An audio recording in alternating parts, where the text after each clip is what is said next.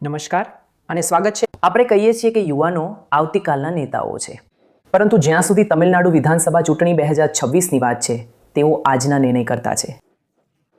મોટી સંખ્યામાં યુવા મતો છે, જેમને દરેક રાજકીય પક્ષ નિશાન બનાવવા માંગે છે. અમે અહીં કોઇમ્બતુરમાં પીએચડી ગ્રુપ ઓફ ઇન્સ્ટિટ્યુશનમાં છીએ, જે શિક્ષણ અને ટેકનોલોજીની બાબતમાં અગ્રણી છે. આ એક એવું કેન્દ્ર છે જ્યાં તમિલનાડુ કદાચ તેનું નામ સાર્થક કરે છે, જ્યારે આપણે તેને એશિયાનું ડેટ્રોઇટ કહીએ છીએ. હવે તે ઇવી હબ મેન્યુફેક્ચરિંગનું પણ કેન્દ્ર છે. આ બધું આ રાજ્યમાં થઈ રહ્યું છે, અને મારી પાસે ઘણા પ્રથમ વખતના મતદારો તેમજ અનુભવી લોકો છે, જેઓ આપણને કહેશે કે ચૂંટણી નજીક આવતા તેમના વિચારો શું છે. પ્રથમ વખતના મતદારો, ઉત્સાહ કેવો છે? હા, તો મૂળભૂત રીતે આ ચૂંટણી છે. તો હા, દરેક ચૂંટણી અલગ હોય છે. આ ચૂંટણી વિશે હું જે મુખ્ય તફાવત જોઉં છું તે એ છે કે દ્રવિડિયન પક્ષોમાં એક નવો ખેલાડી પણ છે, ઉપરાંત ત્યાં એક મોટો ખેલાડી પણ છે, એનટીકે. મને લાગે છે કે તો તે હવે તમને વધુ વિકલ્પો આપી રહ્યું છે. હા, પહેલાથી જ વધુ વિકલ્પો હતા અને હવે આપણી પાસે એક વધારાનો પક્ષ છે. અને મને એ પણ લાગે છે કે લોકો અને નેતાઓએ તમિલનાડુના લાંબા ગાળાના ટકાઉ ધ્યેયો પર ધ્યાન કેન્દ્રિત કરવું જોઈએ, કારણ કે તમિલનાડુ પહેલેથી જ આપણે કોઈ પણ પાસામાં જોઈએ તો સારું પ્રદર્શન કરનારા સ્થાનોમાંનું એક છે. તે સારા સૂચકાંકો સાથેના પ્રગતિશીલ રાજ્યોમાંનું એક છે. હા, તો મને લાગે છે કે લોકોએ લાંબા ગાળાના લક્ષ્યો અને તેઓ જે ઢંઢેરો આપે છે તેના માટે મત આપવો જોઈએ. ના, આપણે મફતની વસ્તુઓ અને એવી બાબતોથી લોભાવવાની જરૂર નથી. ખૂબ સરસ. તો તમારા વિચારો શું છે? મારો મતલબ છે, શું રાજકારણીઓ ખરેખર કહે છે કે તેઓ શું કરવાના છે? શું તમે તેમના પર વિશ્વાસ કરો છો, અથવા તમને લાગે છે કે હવે નવા વિકલ્પો જોવાનો સમય આવી ગયો છે? મારા મતે મને લાગે છે કે ભલે ઘણા પક્ષો છે, આ ચૂંટણી વચ્ચે હશે, આ ટીટીવીકે અને ડીએમકે વચ્ચેનું યુદ્ધ ક્ષેત્ર હશે. શું તે તેઓ જે લાવી રહ્યા છે તેની નવીનતાને કારણે છે? અલબત્ત, સેલિબ્રિટીનો દરજ્જો આપણે બધા જાણીએ છીએ. જો વિજય હોય તો આપણે બધા જઈને જોવા માંગીએ છીએ, જઈને તેને સાંભળવા માંગીએ છીએ. અલબત્ત, તેનાથી એક ફાયદો થાય છે, ખરું ને? હા મેમ, મને લાગે છે સિનેમેટિક ચાહકો મતદારોમાં ફેરવાઈ જશે. તમારો વિચાર છે? તો મારા મતે, જેમ કે હું તેમના મુદ્દાઓ પર વાત કરવા માંગુ છું, જેમ કે મૂળભૂત રીતે, જેમ કે સિનેમા ક્ષેત્ર અલગ છે અને રાજકારણ અલગ છે. તો આપણે એ રીતે જોવું જોઈએ કે તે કઈ નવી યોજનાઓ રજૂ કરશે, તે શું નવું કામ કરશે. અને પછી ડીએમકે વિશે વાત કરીએ તો, જેમ કે જેઓ અત્યારે શાસન કરી રહ્યા છે, તેમણે ઘણી યોજનાઓ લાવી, તેમણે ઘણી નવી વસ્તુઓ કરી. તેમણે વિદ્યાર્થીઓને મફત લેપટોપ પણ આપ્યા છે, જે ખૂબ જ છે ખરેખર મદદરૂપ. ક્રાંતિકારી. હા, વિદ્યાર્થીઓ માટે ક્રાંતિકારી. અને પછી તે દરેક માટે સામાન્ય હોવું જોઈએ, જેમ કે તે એવું હોવું જોઈએ કે નિમ્ન મધ્યમ વર્ગના લોકોને પણ તેની પહોંચ મળવી જોઈએ. તો તેમણે દરેક સાથે સમાન વ્યવહાર કરવો જોઈએ. તો એ જ મારો મુદ્દો છે. તો તમે ફક્ત લોકોની ચમક-દમક પર જઈ શકતા નથી, અને તમારે એ જોવાની જરૂર છે કે યોજનાઓ કઈ છે. અત્યાર સુધી કદાચ તે નેતા જેની આપણે વાત કરી રહ્યા છીએ, અભિનેતામાંથી રાજકારણી બનેલા, તેમણે ખરેખર સ્પષ્ટ નથી કર્યું કે તેઓ શું કરવા જઈ રહ્યા છે, અથવા શું તમને ખાતરી છે કે તેઓ સારું કરશે. શું તમારા અવલોકનો શું છે? ચોક્કસપણે તમિલનાડુમાં કેન્દ્રીય કાર્યાલય માટે વિજયને નવા ઉમેદવાર તરીકે રાખવા એ એક તાજી હવાનો શ્વાસ છે, કારણ કે છેલ્લા કેટલાક દાયકાઓથી શાસક પક્ષ ડીએમકે અને એડીએમકે વચ્ચે વારા ફરતી રહ્યો છે. અને લોકશાહી એ સ્પર્ધા વિશે છે. તે લોકો દ્વારા ચલાવવામાં આવતી વિવિધ માન્યતાઓ વિશે છે, ખરું ને? તો કદાચ જો ટીવીકે તેમની યોજનાઓ ભવિષ્ય માટેની તેમની મહત્વાકાંક્ષાઓ પર વધુ ધ્યાન કેન્દ્રિત કરે, અન્ય વિરોધીઓ પર દોષારોપણ કરવાને બદલે, તો તેમની પાસે વધુ સારી તક હશે. પણ અત્યારે બધા રાજકીય પક્ષો એક સરખા જ છે. તેઓ તેમના વિરોધીઓ પર દોષારોપણ કરે છે. તેઓ તેમના વિરોધીઓને ઠપકો આપે છે, એવા મુદ્દાઓ પર ધ્યાન કેન્દ્રિત કરવાને બદલે જે ખરેખર તમિલનાડુના લોકોના દૈનિક જીવનને અસર કરે છે. તો તે એક ટેમ્પલેટ જેવું બની ગયું છે. શું તમે રાજકીય પક્ષોથી નિરાશ છો, કે પછી તમે મિત્રો, પરિવાર વચ્ચે રાજકારણની બિલકુલ ચર્ચા કરો છો? હું અંગત રીતે ટીવીએનટીકેનો સમર્થક છું, જે છે નામ તમિલાર કાચી. તેમાંના મોટા ભાગના લોકો ટીટીવીકેને સમર્થન આપશે, કારણ કે અભિનેતા વિજય તે એક સેલિબ્રિટી છે, દરેક જણ તેને પસંદ કરશે. પણ અંગત રીતે હું રાજકારણીઓની વિચારધારાઓ શું છે તેના પર વધુ સંશોધન કરું છું, અને અંગત રીતે મને લાગે છે કે સીમાન તમિલનાડુ માટે એકમાત્ર યોગ્ય ઉમેદવાર હશે. કેમ?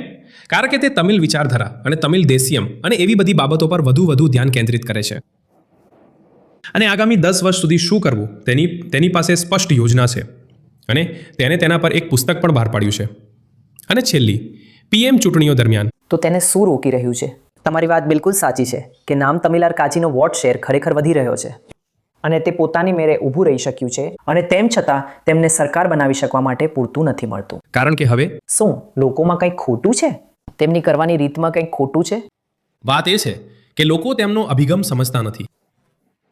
જેમ કે સીમન ફક્ત બૂમો પાડે છે અને બીજાને દોષ આપે છે, પણ હકીકત એ છે કે સીમન ફક્ત શું કહેવાય લોકોનું ધ્યાન ખેંચવા માટે કરે છે. તેમના બધા જેમ કે ઇન્ટરવ્યૂ ફક્ત બીજા પર દોષારોપણ કરવા અને ફક્ત બૂમો પાડવા. અને તેમની પાસે આપવા માટે કંઈક છે. હા, તેમની પાસે આપવા માટે કંઈક છે. જેમ કે મેં પણ જોયા છે, જેમ કે ઘણા ઇન્ટરવ્યૂ જ્યાં તેમણે એક સ્પષ્ટ યોજના ઘડી છે કે તેઓ પામાં શું કરવાના છે આવતા 10 વર્ષ અને એવી બધી બાબતો. અને વાત એ છે કે તેમણે નીટ વિશે પણ વાત કરી છે. નીટ પરીક્ષા એક ખાનગી સંસ્થા દ્વારા લેવામાં આવે છે. હા, ભારત સરકાર તે અને એવી બધી વસ્તુઓ કેમ નથી કરી શકતી? વાત એ છે કે તેઓ સંસદમાં તેના પર બોલવા માટે પૂરતો વોટ શેર મેળવી શકતા નથી. શું તે પૈસાની શક્તિના અભાવને કારણે છે? શેનો અભાવ? પૈસાની શક્તિનો અભાવ અને લોકોની સમજણનો અભાવ. તો તેમણે કેટલાક મુદ્દા ઉઠાવ્યા અને કહ્યું કે આપણે નવા લોકોને વિકલ્પો નથી આપી રહ્યા, કે શું આપણે હવે વિકલ્પો આપવાનું વિચારી રહ્યા છીએ? મને ખબર નથી. તો શું તેનો અર્થ એ છે કે તમે અહીં જે જૂના ખેલાડીઓ છે તેમનાથી નિરાશ છો? ખરેખર મારા દૃષ્ટિકોણથી મને લાગે છે કે ભલે સીમન પાસે ઘણી યોજનાઓ હોય, ડીએમકેના શાસનકાળ દરમિયાન તેમણે લોકો માટે ઘણી નવી યોજનાઓ લાગુ કરી છે. તેમણે ઘણા લોકોને મદદ કરી છે. એટલે મને લાગે છે કે ભલે ટીવીકેનો ફેન બેઝ તેની ફેસ વેલ્યુને કારણે વધુ હોય, તેણે ફિલ્મોમાં વધુ અભિનય કર્યો છે. એટલે ઘણા યુવાનો વિચારે છે કે ટીવીકે પણ તેને ખબર નથી કે આપણે લોકોના ફાયદા માટે શું લાગુ કરવા જઈ રહ્યા છીએ. તેમની પાસે કોઈ યોગ્ય યોજનાઓ નથી. તેમણે નીતિઓ સ્પષ્ટપણે જણાવી નથી. હા, તો મને લાગે છે કે ભલે કેટલાક લોકોને ડીએમકે પસંદ નથી, પરંતુ તેમની યોજનાઓ લોકો માટે સારી છે, સુધારણા માટે. જેમ કે અને તે લોકો સુધી પહોંચી છે? હા, અમુક અંશે, મોટા ભાગે તે લોકો સુધી પહોંચી છે. તો મારા અંગત મતે મને લાગે છે કે ડીએમકે તે અર્થમાં વધુ સારી છે. તમારી પોતાની શું અપેક્ષા છે કે રાજકારણીએ શું કરવું જોઈએ, અથવા ચૂંટણીઓએ તમારા માટે શું કરવું જોઈએ? કે પછી તમને લાગે છે કે તેનાથી કોઈ ફરક નથી પડતો, આપણું જીવન ચાલતું રહે છે, તે ચાલતું રહે છે? ના, ખરેખર તે અલગ નથી. મને લાગે છે કે તેઓ જે પણ કરે છે તેની અસર આપણા પર પડે છે. તો તે મૂળભૂત રીતે જોડાયેલું છે. તો તેમની પાસે છે તેનો અર્થ એ નથી કેમ કે ટીવીકે નવી છે અને આપણે જૂની પદ્ધતિઓનું પાલન કરવાની જરૂર નથી. આપણે જે કોઈ પણ આવે તેઓએ લોકોના દૃષ્ટિકોણના આધારે નિર્ણય લેવા સક્ષમ હોવા જોઈએ. શું લોકોને જે જોઈએ છે તે કહેવાની તક મળી રહી છે? શું એવું છે કે મત એ જ એકમાત્ર રસ્તો છે જેમાં આપણે બોલીએ છીએ, કે પછી બીજા કોઈ માર્ગો છે જેમાં લોકો આપણને સાંભળી રહ્યા છે? હા, ખરેખર લોકો ચિંતા અને જે સમસ્યાઓનો સામનો કરવો પડે છે તેને સાંભળે છે, પણ આપણને સમાધાન મળે એ એક મોટી શંકા છે. અહીં વિજયના ચાહકો છે? પેલા એક. ઠીક છે, તમને તેમનામાં સૌથી વધુ શું ગમે છે? તમને કેમ લાગે છે કે તે એક સફળ રાજકારણી પણ બનશે, અથવા તે બનશે કે નહીં બને? મને લાગે છે કે તે આ વર્ષે કદાચ નહીં જીતે, પણ તેની સાતત્યતા અને તેણે જે કરવાનું છે તેની કેટલીક વધુ હિંમતભરી સમીક્ષાઓ સાથે સંબોધન, મને લાગે છે કે તે કેટલાક મુખ્ય મુદ્દાઓને સંબોધિત કરી રહ્યો છે, પણ ઘણા અંતર્ગત મુદ્દાઓ છે જેને સંબોધિત કરવાના છે. તો જો તે તેને સતત 10 કે 15 વર્ષ સુધી સંબોધિત કરે, કદાચ જ્યારે આપણે 50 કે અને બધાની ઉંમરે પહોંચીએ જેમ એમજીઆર સફળ હતા, હું અપેક્ષા રાખું છું કે તે એટલું સફળ થશે કારણ કે તેણે ઘણા લોકોને રાજકારણમાં આવવા અને મત આપવા માટે લલચાવ્યા છે. અને હું પણ આ રાજકારણમાં લલચાઈને આવેલા લોકોમાંથી એક છું. તો મને લાગે છે કે તેણે ઘણા લોકોને લલચાવ્યા છે. જો તે આ કરવાનું ચાલુ રાખે, જેમ કે ગયા વર્ષે મારો મતલબ ગયા કાર્યકાળમાં કમલ હાસન સર આમાં આવ્યા હતા, પણ હવે અવાજ એક પ્રકારનો, તમે જાણો છો, દબાવી દેવામાં આવ્યો છે. પણ આપણે ન કરવું જોઈએ. તે હજી પણ હશે. કમલ હાસન અને વિજય બે અલગ અલગ પ્રકારના લોકો છે મને લાગે છે. હા, તો જો તે તમને ખબર છે આ રાજકારણમાં સતત રહે અને તેણે કહ્યું તેમ સિનેમામાં પાછો ન ફરે, તો મને લાગે છે કે તે ચોક્કસપણે સફળ થશે. હા.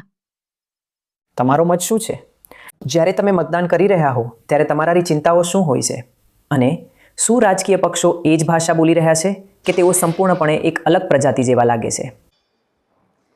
તો અહીં મુખ્યત્વે જે થઈ રહ્યું છે તેમાં હું જોઉં છું કે લોકો, રાજકારણીઓ, તેઓ એકબીજા પર દોષારોપણ કરી રહ્યા છે.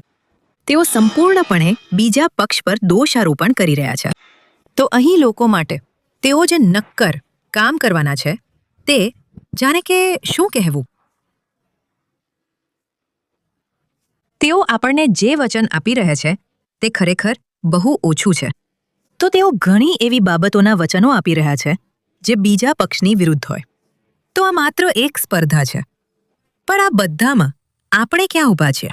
લોકોએ તેના પર જ એક નજર નાખવાની જરૂર છે. આ વખતે તમને ખબર છે લોકો મહિલા સુરક્ષા, લિંગ સુરક્ષા અને વગેરે વગેરે વિશે વાત કરી રહ્યા છે. શું તે ખરેખર ચિંતાનો વિષય છે? સુરક્ષાનો મુદ્દો શું છે? મારો મતલબ છે કે તમારી પાસે સારી પરિવહન વ્યવસ્થા છે, તમારી પાસે પરિવહન છે. તમારા જેવી યુવાન સ્ત્રીઓ કઈ ચિંતાઓ વ્યક્ત કરશે અથવા તેઓ જે કહી રહ્યા છે તે બીજા બધા માટે ખૂબ સામાન્ય છે. શું એવા કોઈ ચોક્કસ મુદ્દાઓ છે જેના પર તમે ધ્યાન આપો છો?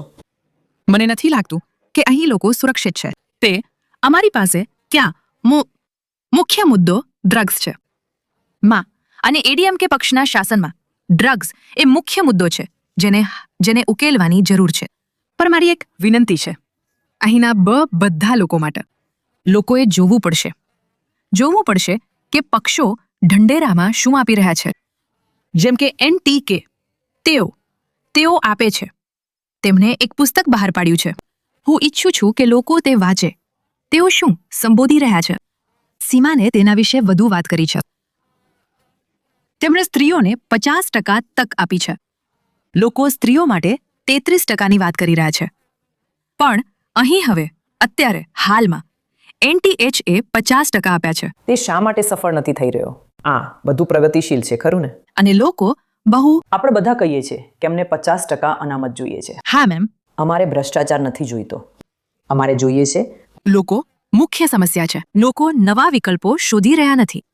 તેઓ ફક્ત હંમેશા બે પક્ષો DMK અથવા ADMK ની જ તલાશમાં છે. પરંતુ તેઓ નવા વિકલ્પો. હું ઈચ્છું છું કે લોકો જુએ કે રાજકારણીઓ શું કહી રહ્યા છે, તેમનો મુદ્રાલેખ, તેમની દ્રષ્ટિ, તેમનું મિશન શું છે. તેમણે તે જોવું પડશે. તે આ ચૂંટણીને સમર્થન આપશે. આપણે કહીએ છીએ, તમે જાણો છો, તમિલનાડુ ઘણી બધી બાબતોમાં અગ્રેસર છે ખરું ને? પ્રગતિશીલ રીતે અમે ઘણી બધી વસ્તુઓ કરી છે. પરંતુ તે થિરુમંગલમ મોડેલ, જેને આપણે કહીએ છીએ, અથવા ચૂંટણીમાં પૈસાના ઉપયોગ માટે પણ અગ્રેસર છે. શું તે એક મોટો મુદ્દો છે? બધા પૈસા લે છે અને તેથી શું આપણને બોલવાનો અધિકાર છે કે તે ઠીક છે? તે બધા કાળા નાણાં વેચી રહ્યા છે તો ઠીક છે. જ્યારે તેઓ ઓછામાં ઓછું તેમનું પાકીટ ખોલવા તૈયાર હોય ત્યારે આપણે પૈસા લઈ લઈએ છીએ અને પછી જે કરવા માંગીએ છીએ તે કરીએ છીએ. શું આવું જ થાય છે? જેમ તમે કહ્યું, ઘણા લોકો તેમના કાળા નાણાં મતદાન માટે આપી રહ્યા છે. દરેક પક્ષો પાસેથી પૈસા મળશે અને છેવટે તેઓ એ જ પરંપરાગત પક્ષને મત આપવાનું નક્કી કરશે જેનું તેઓ અનુસરણ કરી રહ્યા છે, દાદા પિતા માટે. અને હવે કેટલાક, મને લાગે છે કે યુવાનો, તે પરંપરાગત રીતથી આગળ વધી રહ્યા છે. હવે હું અનુભવોના અવાજ તરફ જઈ રહી છું. તમે આટલા વર્ષોથી જે બધી વાતો જોઈ રહ્યા છો, શું આ ચૂંટણીમાં કંઈ બદલાયું છે? અને જ્યારે તમે મત આપો છો ત્યારે તમારી અપેક્ષાઓ અને વિચારો શું છે? તે બધા કહે છે કે રાજકારણ ભ્રષ્ટ છે. શું આપણી પેઢી તેના માટે જવાબદાર છે? કારણ કે આપણે ક્યારેય પ્રશ્નો પૂછતા નથી.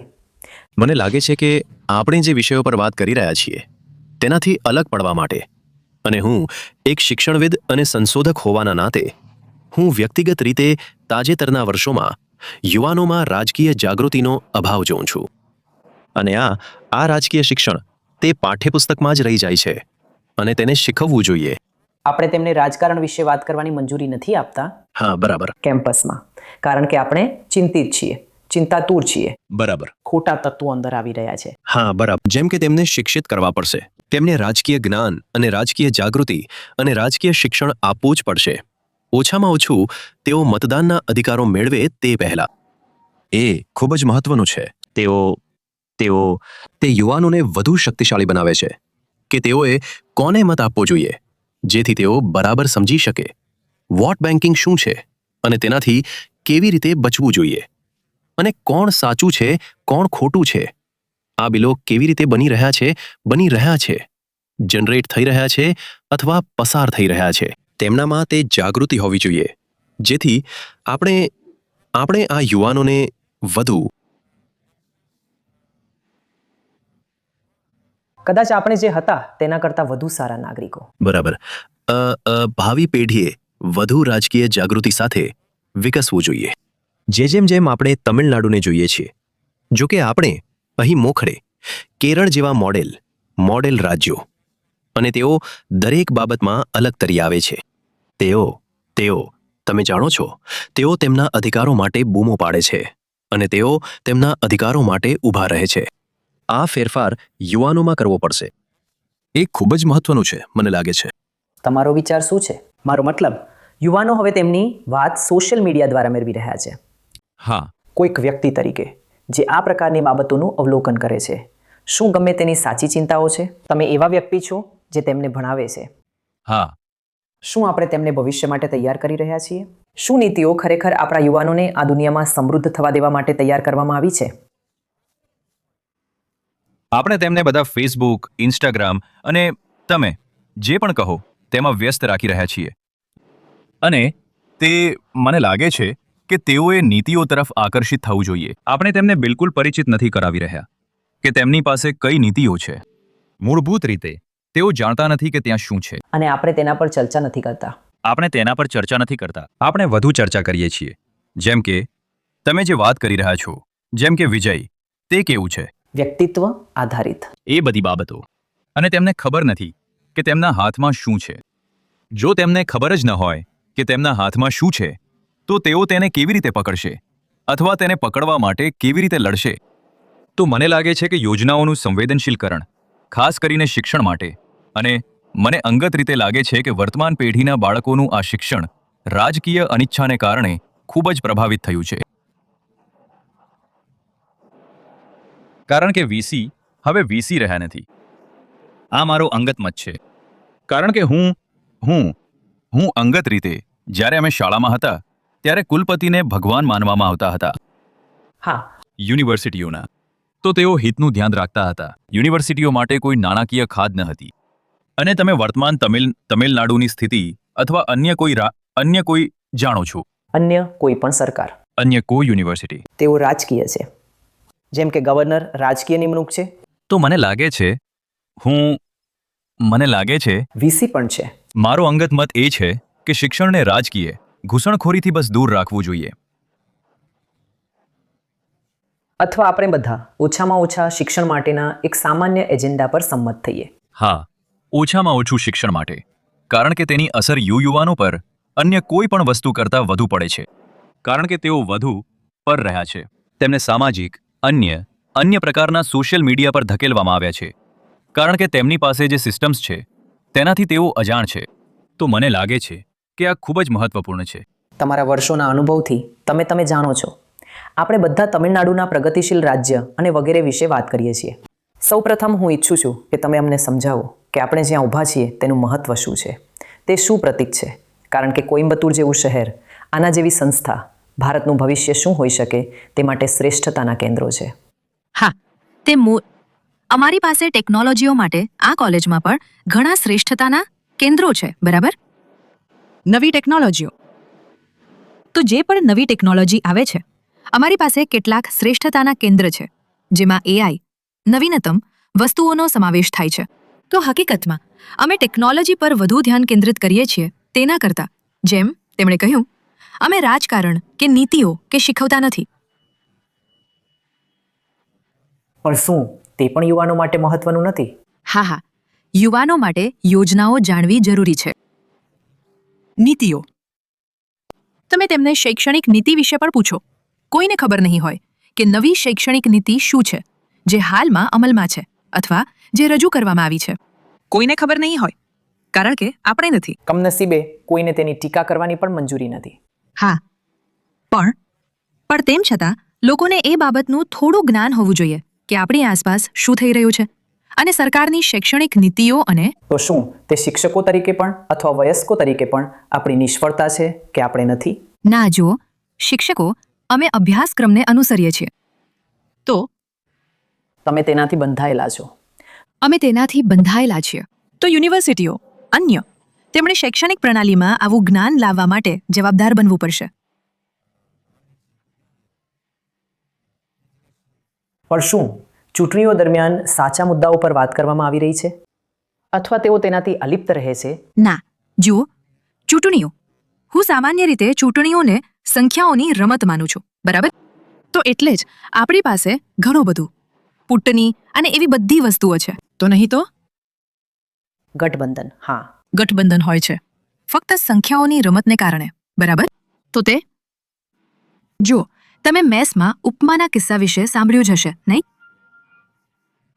લોકો દરરોજ ઉપમા પીરસવામાં આવતા ખુશ નહોતા, તેથી તેઓએ મતદાન માટે પૂછ્યું અને કેટલાક 6 લોકોએ કહ્યું બિરયાની, 6 લોકોએ કહ્યું આવી જ કોઈ વસ્તુ, અને પછી 7 લોકોએ ઉપમા કહ્યું.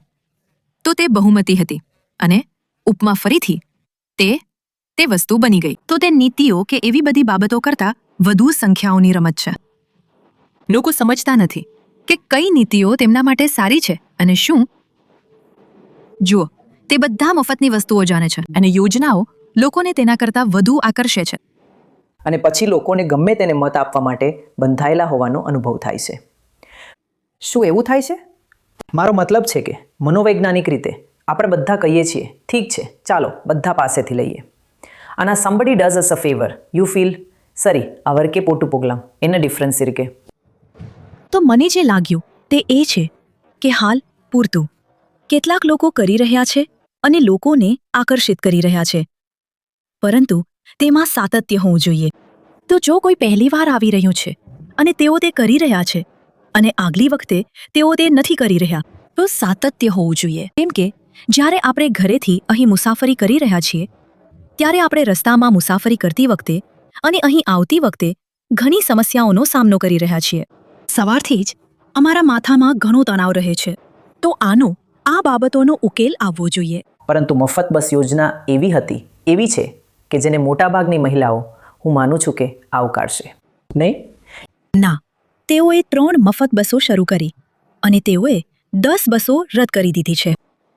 તો તેનાથી કોઈ મદદ ન મળી. હા, તો હું જે કહેવા માંગુ છું તે એ છે કે આપણે ભલે ગમીએ કે નફરત કરીએ, આપણે એ હકીકતને નકારી શકીએ નહીં કે ડીએમકે અને એડીએમકે બંનેએ તમિલનાડુને ભારતમાં સૌથી ઝડપથી વિકસતું રાજ્ય બનાવ્યું. તો આપણે તેમાં તેમની ભૂમિકાની હકીકતને નકારી શકીએ નહીં. તો બધી મફત વસ્તુઓ આપવાને બદલે આપણે તેમને માળખાકીય સુવિધાઓ, સવલતો સુધારવા માટે કહીએ. અમે લોકો રાજ્યને સુધારીશું. અમે તે માટે સક્ષમ છીએ. અને કોઇમ્બતુર એ એક ઇકોસિસ્ટમ બનાવો, તમે કહો છો. ઇકોસિસ્ટમ બનાવો. અમારે મહિને 5,000, મહિને 2,000 નથી જોઈતા, કારણ કે આના માટે શું કહેવું. હવે જો અમે બસમાં ચડીએ, ગાંધીપુરમાં ઉતરીએ, ક્રોસકટ રોડ પર જઈએ, તો ફક્ત 1 કલાકમાં 1,000 રૂપિયા વપરાઈ જાય છે. એટલે મહેરબાની કરીને લોકોનું ઉત્થાન કરો. મફતની રેવડીઓ ના આપશો. મહેરબાની કરીને એક ઇકોસિસ્ટમ બનાવો, કારણ કે કોઇમ્બતુર એ એક ઉદાહરણ છે. કોઇમ્બતુર તેના ઉદ્યોગ સાહસિકો, તેના શિક્ષણશાસ્ત્રીઓ અને આરોગ્ય પ્રણાલી દરેક વસ્તુ દ્વારા વિકસિત થયું છે. ઘણું ઉત્કૃષ્ટ. કોઇમ્બતુરે પોતાની જાતને પોતાની મેળે બનાવી છે. તે આપણી પાસે જે ઇકોસિસ્ટમ છે તેના કારણે છે. તો તમે બધા રાજ્યો માટે તેવી જ રીતે ઇકોસિસ્ટમ બનાવો. તો તમે એક સિસ્ટમ બનાવો. તમે એક સિસ્ટમ વિકસાવો. હા, અમને ગર્વ છે કે તમિલનાડુ મોખરે છે. મહેરબાની કરીને તેને વધુ બનાવો. મહેરબાની કરીને ઇકોસિસ્ટમને વધુ સારી બનાવો. મફતની રેવડીઓ ના આપો. અમે દરેક રાજકીય પક્ષ કહે છે કે તેઓ દબાણમાં છે. તમે જાણો છો, அவங்க અનાઉન્સ પણ ના ગના મારે પણ તેની નકલ કરવી પડે છે અને પછી પાછા ફરી શકાતું નથી. એકવાર તમે કંઈક આપો, તમે તેને પાછું લઈ શકતા નથી. જો તમે પાછું ખેંચો તો દુશ્મનાવટ અને ગુસ્સો થશે. હવે સમસ્યા એ છે, પહેલા લોકો એવું વિચારતા હતા કે જો મફતની વસ્તુ આવે તો ના, એ તો પાવમ ઇન ધ કાસે તોડકુડાદ. પણ હવે અમને એવું લાગે છે કે જુઓ, અમે નથી, આપણે બધા તેને યોગ્ય ઠેરવી રહ્યા છીએ. અમને કંઈ મળી રહ્યું નથી. આ આપણા ટેક્સના પૈસા છે. આપણે તે કેમ ન લઈએ અને આપણને ગમે તેને મત આપીએ? માનસિકતા એવી જ છે. હું જે કહી રહી છું તે એ છે કે શા માટે? મહેરબાની કરીને એક ઇકોસિસ્ટમ બનાવો. કોઈમ્બતુરને ઉદાહરણ તરીકે લો. અમે અમારી જાતે જ વિકાસ કર્યો. તો મહેરબાની કરીને તેને અને એક ઉદાહરણ તરીકે લો. અમને એક સારું ઇન્ફ્રાસ્ટ્રક્ચર આપો, એક સારી ઇકોસિસ્ટમ આપો. અમે લોકો રાજ્યનો વિકાસ કરીશું. ખૂબ સરસ. અમને મફતની વસ્તુઓ નથી જોઈતી. અમને જે જોઈએ છે તે ઇન્ફ્રાસ્ટ્રક્ચરનો વિકાસ છે. જેમ કે તમને ખબર છે, રસ્તાઓ પર જ્યારે અમે જઈએ છીએ, જેમ તેમણે સાચું જ કહ્યું, જેમ કે 10 મિનિટ ஒரு ડેસ્ટિનેશનக்கு મેપ કામિકીદુના એંગલુக்கு ಅದು 30 મિનિટ આખું દો.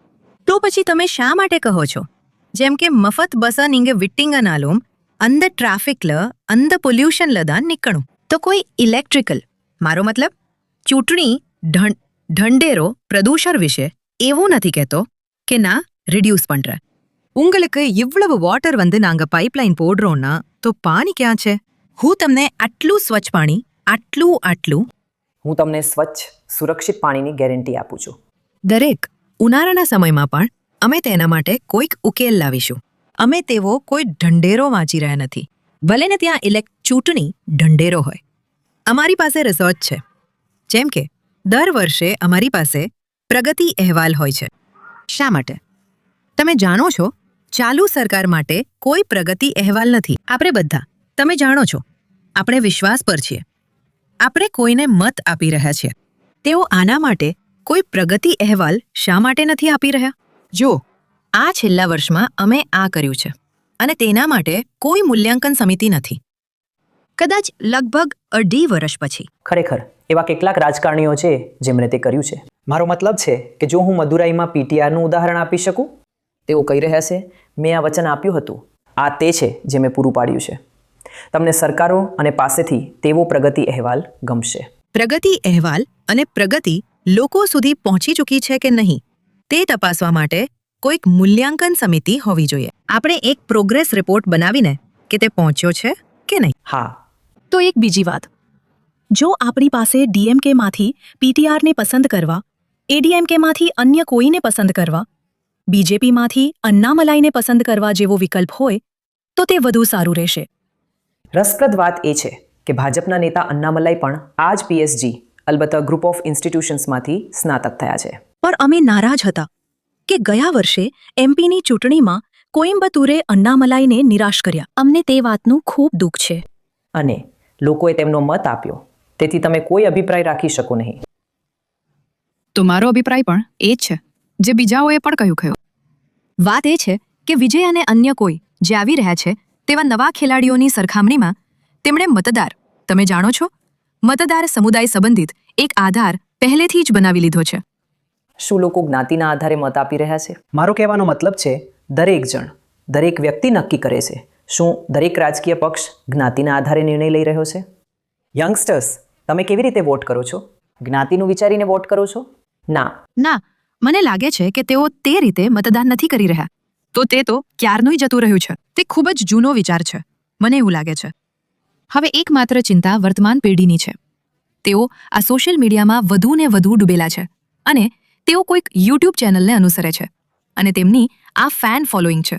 તો તેનાથી કદાચ ટૂંકા ગાળા માટે તેમને મળી શકે છે. રાજકારણીઓને થોડો ફાયદો થઈ શકે છે, પરંતુ લાંબા ગાળે તે એક વિચાર પ્રક્રિયા હોવી જોઈએ. પરંતુ તે વાતચીત કરવાની એક નવી રીત છે, ખરું ને? હા, તે એક નવી રીત છે. હવે રસ્તા પર જઈને પ્રચાર કરવાની જરૂર નથી, સોશિયલ મીડિયા પર મૂકી દીધું. હા, પરંતુ વાત એ છે કે શું, જેમ બીજાઓએ પણ કહ્યું, તેમના ઢંઢેરામાં એ વાસ્તવિક સમસ્યા છે જેનો આપણે અત્યારે સામનો કરી રહ્યા છીએ. તે એક પ્રશ્ન છે. તો તે એક પ્રશ્ન છે જેના પર ના, મને લાગે છે કે આપણે બધાએ તેના પર વિચાર કરવો પડશે અને તેના આધારે આપણે મત આપવો પડશે.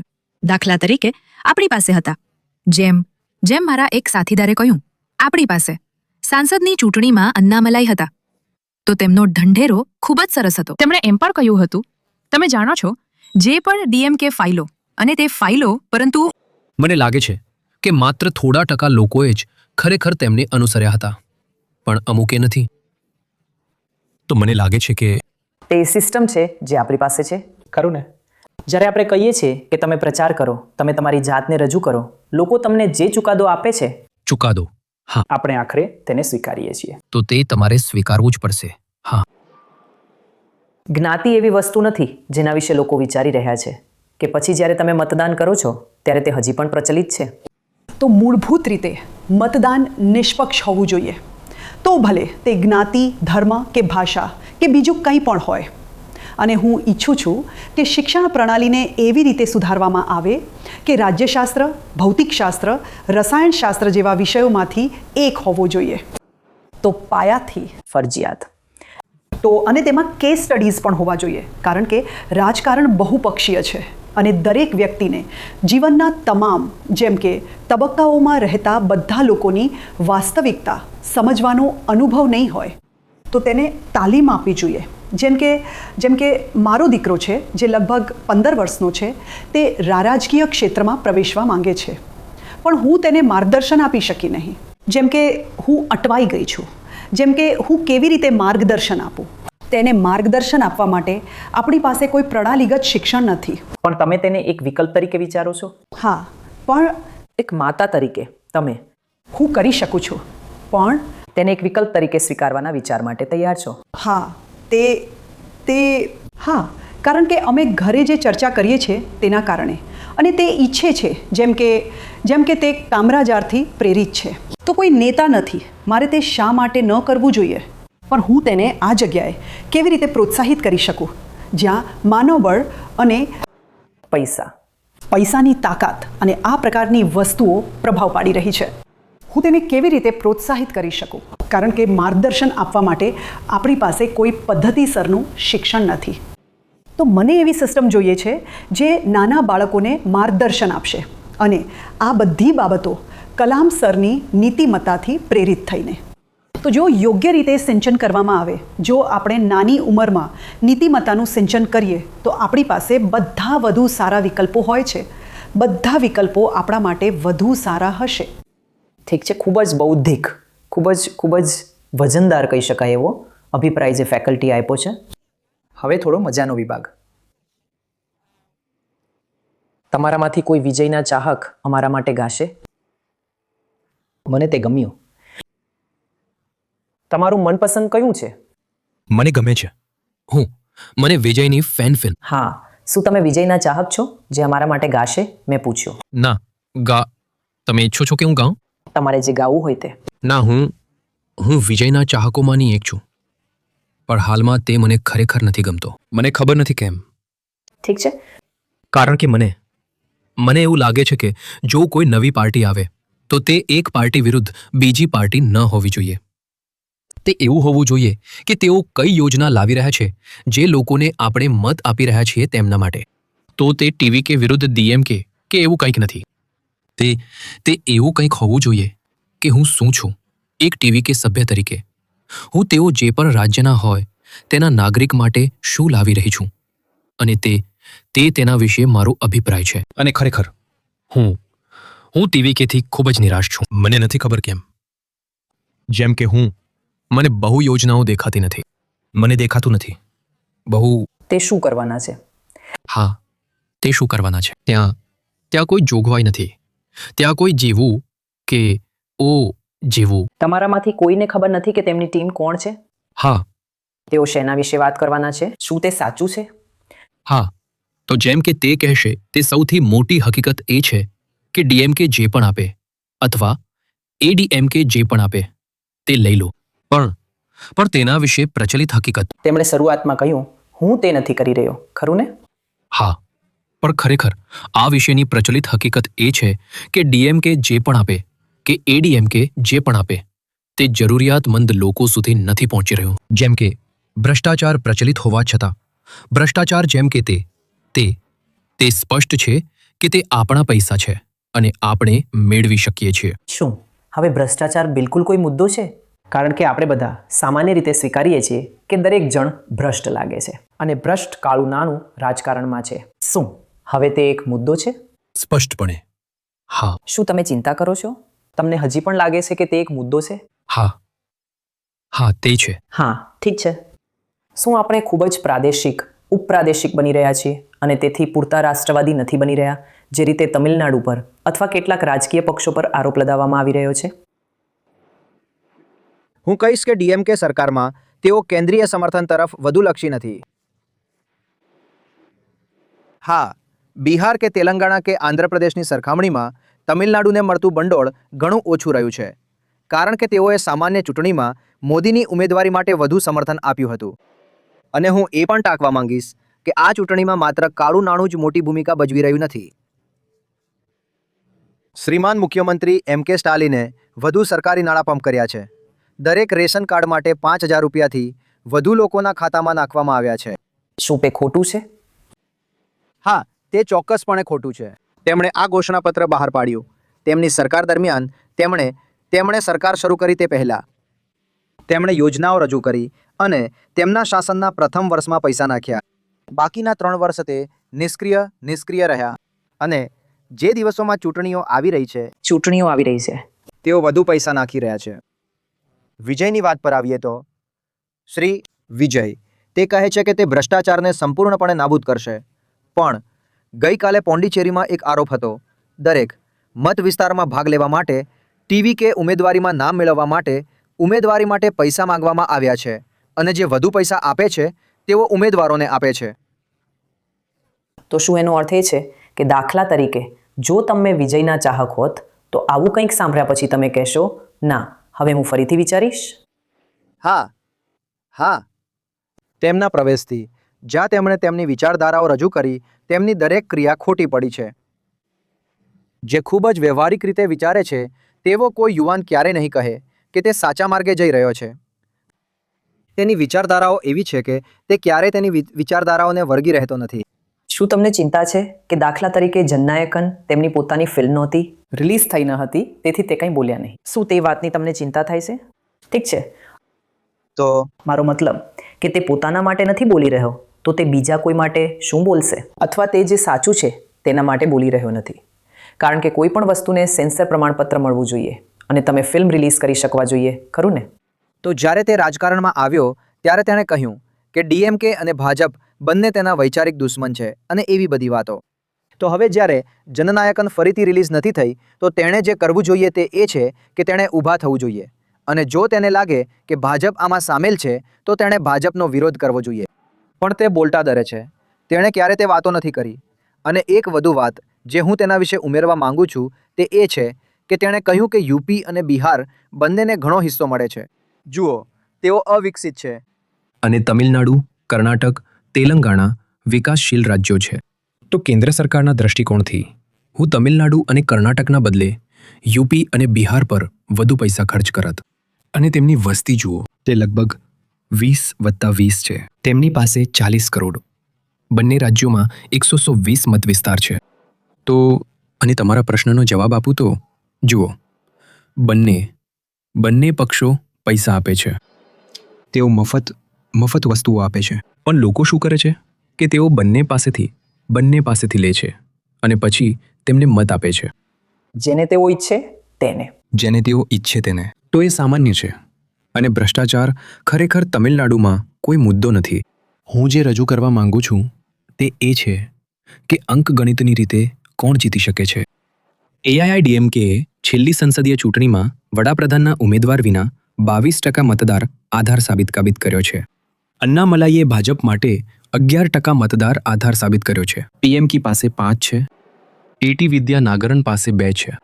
આ બધાનો સરવાળો કરો, તે લગભગ 40 થાય છે. દુર્ભાગ્યે રાજકારણ માત્ર અંકગણિત નથી, તે રસાયણશાસ્ત્ર પણ છે. હા, તે ચોક્કસપણે છે. પણ હું જે કહી રહ્યો છું તે એ છે કે ચતુષ્કોણીય ચૂંટણીમાં જ્યારે એક ગઠબંધન લગભગ 40% મતદાર આધાર ઊભો કરી શકે ત્યારે ચોક્કસપણે એઆઈએડીએમકેના વડા ઈપીએસને અન્ય પક્ષો પર સરસાઈ મળે છે. અને હું એક વધુ વાત ઉમેરવા માંગુ છું કે ટીવી કે વિજય એવું છે કે તેઓ સંભવતઃ પેરમ્બલૂરથી ચૂંટણી લડશે, ટીવી કા આનંદ અને પછી આધવન પણ. તો દરેક જણ ચેન્નઈમાં ચૂંટણી લડી રહ્યા છે. ચેન્નઈ ડીએમકેનું ગઢ છે. તો જ્યારે તેઓ મતોનું વિભાજન કરે છે ત્યારે ચોક્કસપણે તે એડીએમકે માટે એક વધારાનો ફાયદો થશે. તો તમે રાજકારણને ખૂબ નજીકથી જોઈ રહ્યા છો અને ગણિતને પણ અનુસરી રહ્યા છો. યુવા અવાજો જે આપણે મેળવવાની જરૂર હતી. ફરીથી પ્રથમ વખતના મતદાર અને ઉત્સાહિત છો? હા, હું પણ પ્રથમ વખત મતદાર છું અને તે વધુ એવું છે કે કોને મત આપવો, કારણ કે અહીં ઘણા પરિબળો સામેલ છે, જ્યાં કુટુંબ, બધા સંબંધીઓ છે. તેથી તેમના મંતવ્યો એકત્રિત કરવાનો પ્રયાસ કરું છું. પણ મને લાગે છે કે મોટા ભાગે જ્યારે આપણે સોશિયલ મીડિયા અને બધેથી જોઈએ છીએ ત્યારે તેઓ ખૂબ જ અભિપ્રાયવાળા, ખૂબ જ પક્ષપાતી હોય છે. અથવા જેમ કે તેમને કદાચ બીજા પક્ષ સામે અંગત દ્વેષ હોય છે, તો તેઓ એવું કહીને આપણા પર તે પ્રભાવિત કરવાનો પ્રયાસ કરી શકે છે. તો મને લાગે છે કે તે વધુ. પણ શું તમને લાગે છે કે તમારા હાથમાં એક શક્તિશાળી સાધન છે જે ફરક લાવી શકે છે? હા, પણ સોશિયલ મીડિયા પર પણ જ્યારે તમે તેને સ્ક્રોલ કરો છો ત્યારે ઘણી બધી રીલ્સ અને બધું હોય છે. તે બધું ખૂબ જ અભિપ્રાયવાળું છે, મને ખબર પડી. તો આ પક્ષની ચૂંટણીઓમાં જઈને ખરેખર જોવું, અથવા જેમ કે વક્તાઓને જાતે બોલતા સાંભળતા, અથવા તેઓ આપણને શું આપી શકે છે તે જોવું, મને લાગે છે કે તે ખૂબ જ મહત્વપૂર્ણ છે. અને કંઈક જે હું... તમે બધા મીમ્સ ફોલો કરો છો? હા. અને શું તે વાતચીતનો એક સારો માર્ગ છે? કારણ કે તે આખરે એકબીજાને મોકલવામાં આવે છે. અલબત્ત તમે લોકોની મજાક ઉડાવી રહ્યા છો, તમે તેમની ઠેકડી ઉડાવી રહ્યા છો, પણ તે જોડાવાનો એક મજેદાર રસ્તો પણ છે. નહીંતર લાંબા ભાષણો સાથે કોણ જોડાવા માંગે છે, ખરું ને? હા, તે પણ સાચું છે. પર હા, જેમ તેણીએ કહ્યું, આજકાલ અમારા જેવા યુવાનો અમે સોશિયલ મીડિયા પ્લેટફોર્મ પર વધુ હોઈએ છીએ અને અમને બધી માહિતી સોશિયલ મીડિયા દ્વારા જાણવા મળે છે. તો જો કોઈ એક પક્ષ, જેમ કે તે આ મીમ્સ દ્વારા તેઓ કેટલીક અફવાઓ બનાવી શકે, અને જેમ કે આના કારણે અમે લોકો તેનાથી પ્રભાવિત થઈ શકીએ છીએ અને અમે જેમ કે કોને મત આપવો તે અંગે કોઈ એક ચોક્કસ નિર્ણય લેવો અમારા માટે મુશ્કેલ બની જાય છે. તેથી અમારા વિકલ્પો અને મંતવ્યો દિવસે દિવસે બદલાઈ શકે છે. હું એવું વિચારું છું. મારા મતે સોશિયલ મીડિયાની સાથે હવે આપણી પાસે ઘણા વધુ સંસાધનો છે, જેના દ્વારા આપણે સમજી શકીએ છીએ કે કોણ શું કામ કરી રહ્યું છે, તેઓ કેટલું યોગદાન આપી રહ્યા છે, કેટલી માત્ર પ્રસિદ્ધિ છે અને કેટલું વાસ્તવિક યોગદાન છે. શું આપણે યુવાનો તરીકે ખરેખર જોડાઈએ છીએ? અથવા કોઈ મતદારો, શું આપણે ખરેખર જોડાઈ રહ્યા છીએ? અથવા તે કંઈક એવું છે જે કોઈક પ્રકારનું... મને લાગે છે કે જેન ઝીઝ તરીકે હવે યોગ્ય સમય છે કે આપણે તર્કસંગત રીતે સરખામણી કરીએ કે કોણ ખરેખર કામ કરી રહ્યું છે, કોણ ખરેખર યોગદાન આપી રહ્યું છે, અને કોણ અને માત્ર પ્રસિદ્ધિ, ગ્લેમર અને જેના માટે દરેક જણ પાગલ છે તેની પાછળ ન દોડીએ. આપણે ખરેખર બેસીને સરખામણી કરવી જોઈએ કે શું થઈ રહ્યું છે.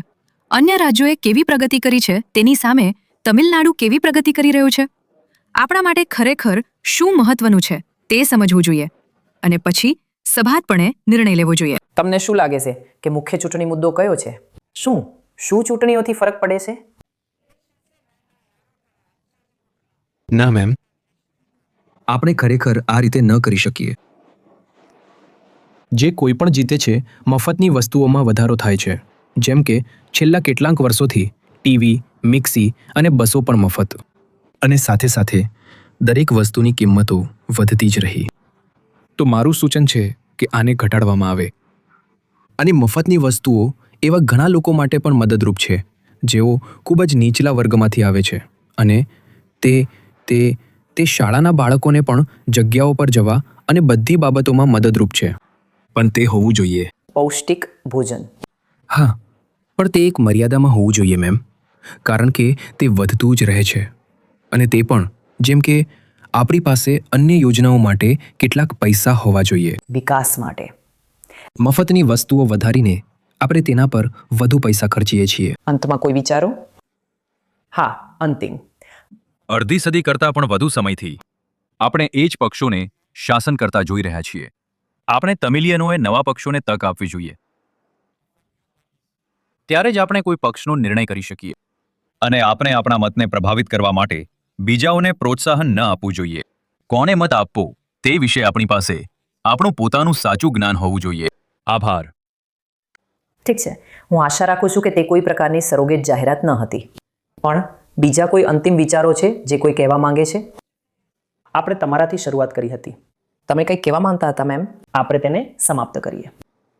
હું તેમના મુદ્દામાં ઉમેરો કરવા માંગતી હતી, કારણ કે જો એઆઈ યુગ અને આ બધી શિક્ષણની બાબતો તેમને ચિંતા કરાવે છે, જ્યારે તે વાસ્તવમાં પીએચડીની વિદ્યાર્થીની છે, પણ તે વિદ્યાર્થીઓ વિશે વિચારો જેઓ વાસ્તવમાં સરકારી શાળાઓમાં ભણી રહ્યા છે. દેખીતી રીતે, જેમ કે પૌષ્ટિક ખોરાક વિશે વાત કરીએ તો, જેમ કે અમને તાજેતરમાં એક સમાચાર જાણવા મળ્યા છે જ્યાં લોકોને પૂરું પાડવામાં આવ્યું ન હતું, વિદ્યાર્થીઓને સારું ભોજન અને બધું પૂરું પાડવામાં આવ્યું ન હતું. અને એવા કિસ્સાઓ પ્રચલિત છે કે શિક્ષકો વાસ્તવમાં વિદ્યાર્થીઓ પાસે વેચાણ કરાવે છે અથવા તેમની પાસે કામ કરાવે છે નોકરો તરીકે, અને આવી બધી વસ્તુઓ બને છે. અને દેખીતી રીતે કેટલા સરકારી શિક્ષકો વાસ્તવમાં તેમના બાળકોને સરકારી શાળામાં ભણાવે છે.